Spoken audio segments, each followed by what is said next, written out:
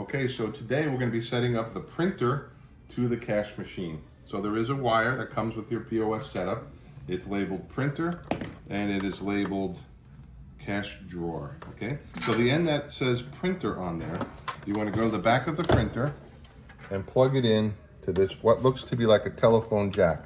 Push down until you hear it snap, and that is complete, okay? And the other end that says the cash drawer, you want to take that, and on the bottom in this section here, you'll see where this goes, and again, push it in until you hear the snap. And that connects the cash drawer to the printer. Yep, okay. So in this section, we will be hooking up power to the printer. So this item right here has a flat surface. You want to have that go into this section here, pointing down. And you have to push it in a little bit to make sure that it makes a connection. That's the connection to the printer. And then what happens is you grab that end and now add the plug to it by plugging those items in here. And then that to the power strip. And that is how you connect the power to the printer. Okay, now we're going to hook the printer up to the POS terminal. So this is the device, the end of the cable that we want to use, and it goes in here. And it's form fitted so it only fits a certain way. So go right ahead and plug that in like so. And then this portion of it here, which is the USB portion, we want to put into the monitor. So you could tilt the monitor up like this, and then just put it into any of the USB slots. Okay, you can return this back down. And now we should have the printer up and running. We'll turn the power on in the front. You'll see a light come up. We could then add paper to the printer.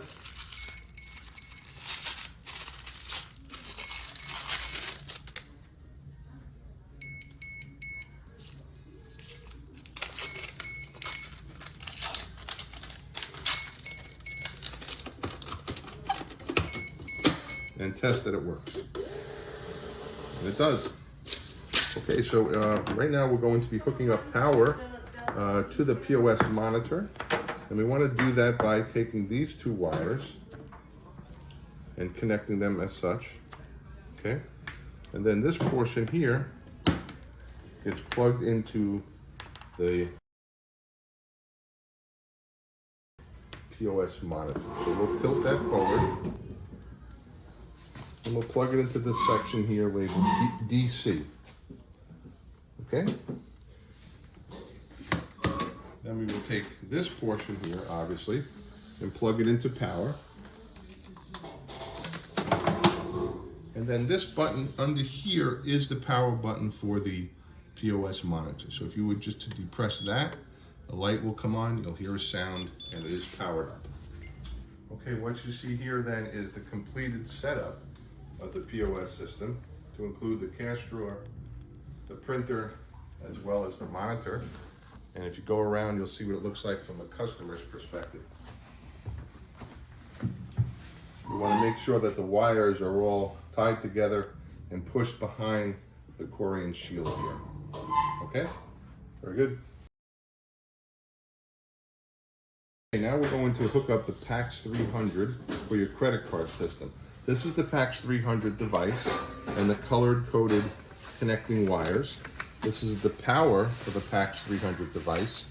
This is a serial cable that goes from the back of the computer monitor to one of these cables here. And these are two Cat5 cables that will be required to bring the internet connectivity to the POS monitor as well as the PAX machine. And these will be plugged into an internet switch, which you see in the back. And the cable that's in there now is the internet coming into the building. We have two Cat5 cables. We will plug them into the router down below. Doesn't matter which port they go in, but just make sure that you have a connection by pushing down hard enough. We'll take those two. One will be placed into the LAN section of your computer monitor till you hear the snap. And the other one, in connecting the PAX 300, will be put into the red connector, like so. Additionally, we have this item here, where this end that looks like a phone jack will go into the blue connector, and the serial portion of it will go into COM1 on the back of the monitor. You put it in like that, and then you screw it in with the side pads. Okay, and now we want to just review the PAX setup once again. We have the color-coded wire set with the internet coming from under the counter, from the internet switch into the red. We have the serial cable, which comes from the COM1 portion of the monitor into the blue. And now we have to provide power to the PAX machine.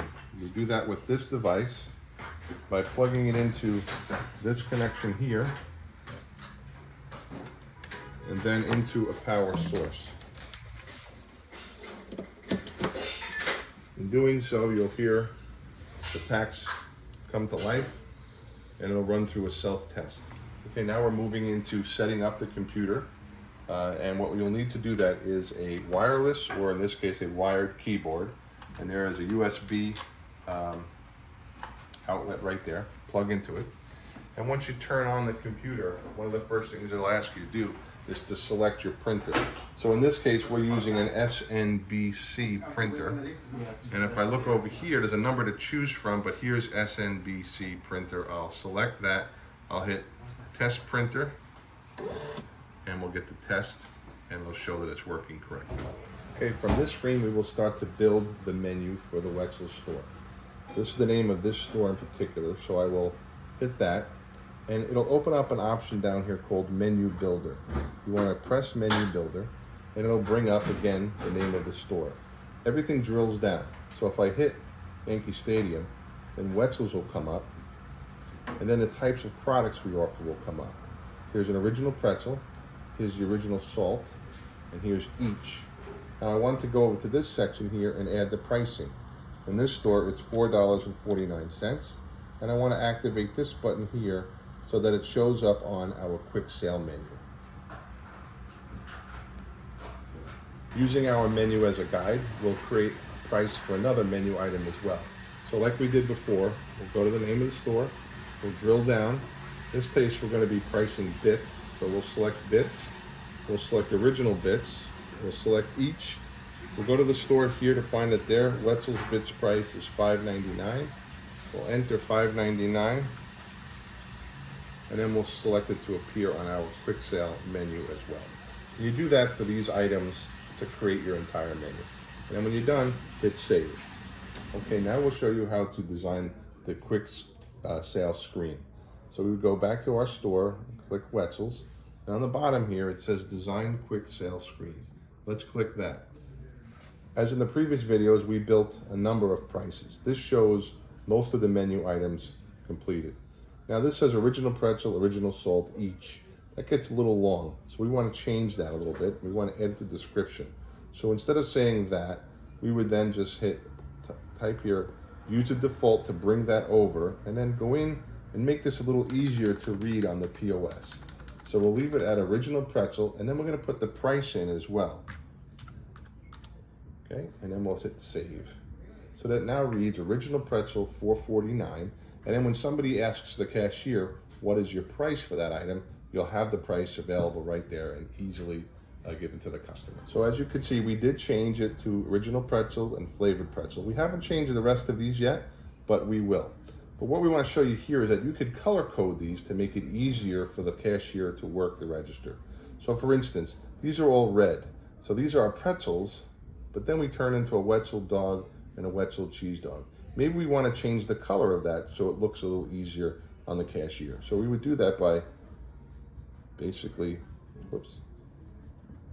changing the colors that way. Now it becomes easier to read. Or if perhaps maybe you want to have the dip located over here, you would just drag it. So you have flexibility as to what you can do, but my suggestion is that you have the items that are similar priced in similar colors. Like for instance here, you see that all of our beverages are blue. In this video, we want to show you how to set up the administration functions within Streetwear. So we want to start by going to Run Streetwear Admin. Allow it to go through its setup.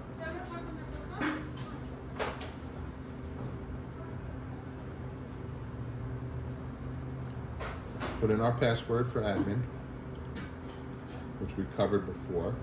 I would select the store, and everything is going to drill down each time you make a selection. So under general information, you'll notice that more buttons pop up here. So go into store location and fill out your store location. Okay, it should look like this. And then still working off this general tab, move from store location to store hours and complete that. And then move to sales suggestions. And then what I punched in was what type of dip would you like. I want to activate that sales suggestion, and I want to make sure that it's done for after every 15 seconds. Okay, so now we'll talk about programming the invoice. So again, it drills down. Invoice comments, I happen to write in there, thank you for your business, but you can write whatever you would like. Promotions and surveys, we don't need to worry about.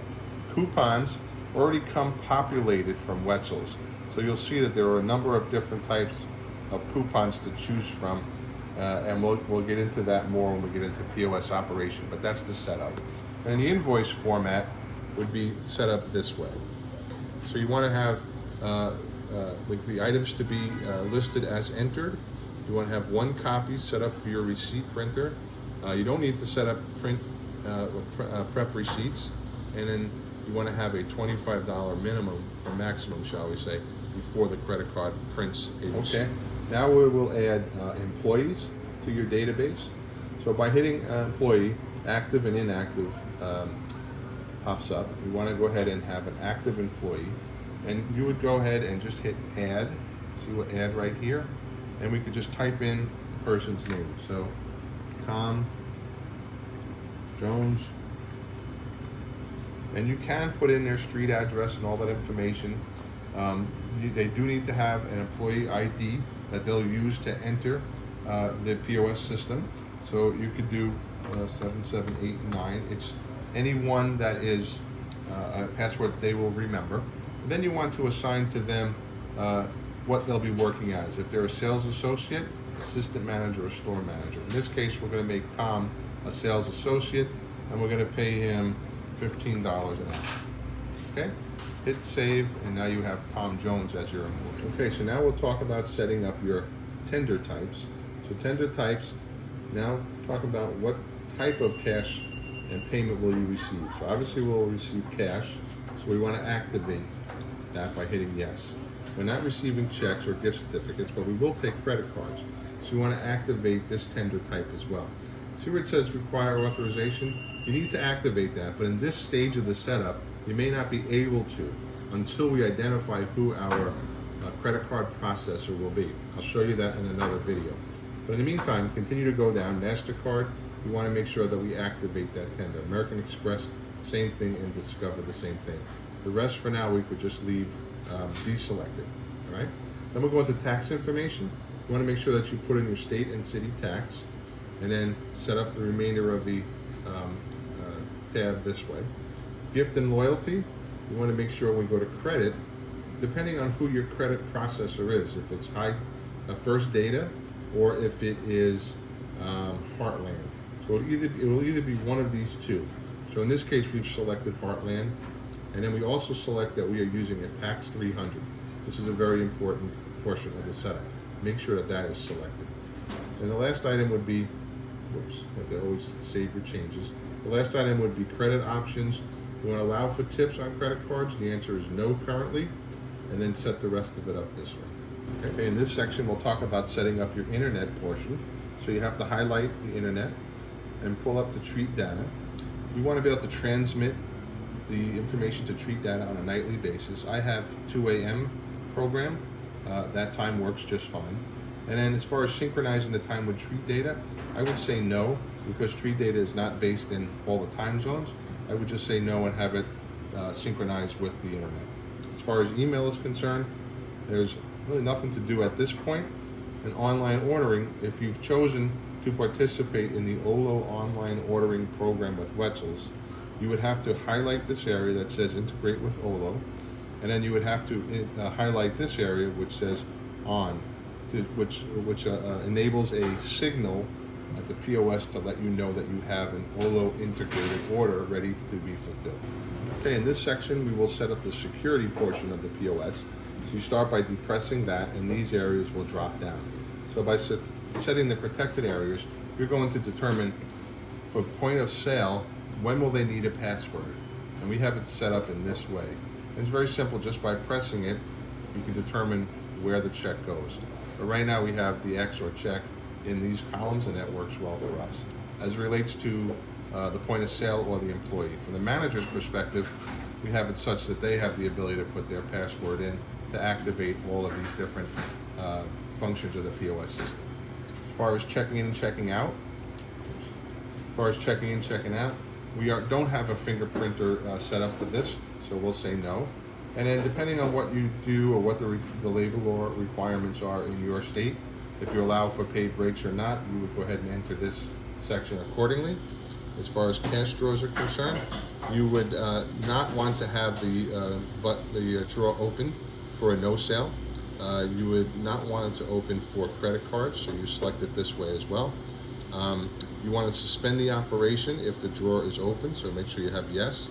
Put 15 seconds in this section here, and then depending on whether or not you want to assign drawers to individual employees, you would make your selection here. And then for point of sale transactions, we require no password. Okay. And then desktop access, we don't need to really worry about that at this point. All right, in this section we want to talk about the process associated with the POS. So you highlight that and hit start of day, and up comes a list of items that your POS will prompt you to do in the morning. So you want to enable the end of day and the start of day and end of day process. And here's just a few suggestions that we have populated to remind our managers and employees to do when they begin the day and when they end the day. Once completed, you hit save, and that will be okay. In this video, we'll show you how the PAX 300 machine works. So in this example, I'll be ordering an original pretzel. I'll tender the invoice. I'll indicate I want to pay with credit. I'll hit print and process. It'll ask me to insert my card into the PAX machine, which I've done. It'll take a second or two to authorize. It'll tell me to remove my card, which I've done. And then you'll hear that chime indicating that the charge went through, and you'll get a receipt for that as well.